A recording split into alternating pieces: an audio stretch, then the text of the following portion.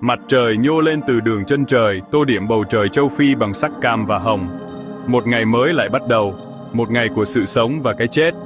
Thảo nguyên trải dài, vô tận và tĩnh lặng, nín thở chờ đợi màn kịch sắp diễn ra.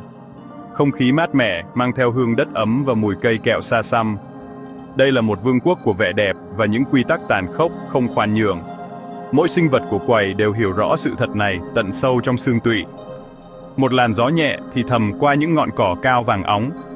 Một khúc ru ngủ lừa dối ở vùng đất mà hiểm nguy rình rập sau mọi ngọn cỏ. Những hạt sương lấp lánh trên cổ, một khoảnh khắc bình yên ngắn ngủi trước khi hỗn loạn ập đến. Ở phía xa, một đàn linh dương đang gầm cỏ, di chuyển với vẻ duyên dáng đầy lo lắng, đôi mắt quét tìm mối đe dọa. Đối với chúng, mỗi bình minh là một món quà, nhưng mỗi bóng tối lại là một án tử hình tiềm ẩn. Chúng tụ tập lại với nhau, tìm thấy sự an toàn trong số đông.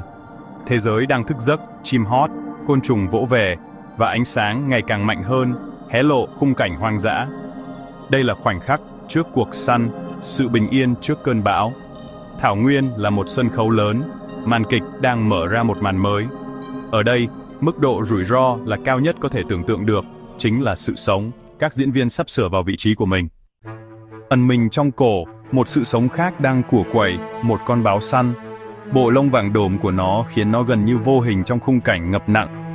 Nó nằm thấp, một lò xo cơ bắp cuốn chặt, từng thổ thịt sẵn sàng hành động. Đây không chỉ là một con vật, nó là một vũ khí, được mài giữa bởi quá trình tiến hóa. Đôi mắt hổ phách của nó cháy bỏng sự thông minh và tập trung, quét qua đàn linh dương. Ánh mắt của báo săn khóa chặt vào một con linh dương duy nhất, con vật đã đi lạc quá xa. Mục tiêu đã được chọn, mỗi bộ phận trên cơ thể nó đều được thiết kế cho cuộc rượt đuổi đuôi, để giữ thăng bằng, móng vuốt để bám, cột sống để tăng tốc, lỗ mũi để hít thở. Nó bắt đầu di chuyển, chậm rãi và có chủ ý, mỗi bước chân đặt xuống cẩn thận. Nó là một bóng ma giữa ban ngày, một cái bóng thầm lặng lướt qua đám cỏ. Bụng thấp, đầu vững vàng, mắt dán chặt vào mục tiêu. Sự căng thẳng dâng cao, một sợi dây vô hình căng ra giữa kẻ săn mồi và con mồi. Cuộc chơi đã bắt đầu, cuộc rình rạp đã diễn ra. Báo săn lướt qua đám cỏ, một kẻ săn mồi linh hoạt, 100 thước, rồi 90. Khoảng cách thu hẹp lại, từng bước chân cẩn trọng. Mỗi cử động là một rủi ro, một cành cây gãy hay một con chim giật mình có thể kết thúc cuộc săn.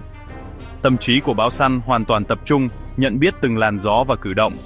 Đàn linh dương vẫn gầm cò, không hề hay biết, chìm đắm trong nhịp sống của chúng. Chúng chỉ thấy đồng bằng, không thấy cái chết đang bò đến gần. Sự bình yên của chúng là một ảo ảnh mong manh, sắp vỡ tan. Báo săn tận dụng mọi chỗ trứng và gò đất để ẩn nấp, di chuyển theo nhịp điệu của thảo nguyên. 80 thước, 70. Không khí đặc quánh sự đe dọa, adrenaline dâng trào trong huyết quản của báo săn. Cách tiếp cận cuối cùng là rất quan trọng. Báo săn đóng băng sau một bụi cây, 60 thước từ mục tiêu, nay đã nằm trong vùng tiêu diệt. Từ đây, sẽ không còn sự lén lút nữa. Thế giới thu nhỏ lại thành một điểm duy nhất, còn linh dương không hề hay biết. Sự im lặng là một hơi thở bị nén lại trước khi hỗn loạn. Có gì đó không ổn, con linh dương non ngừng nhai tai vểnh lên, cảm nhận nguy hiểm.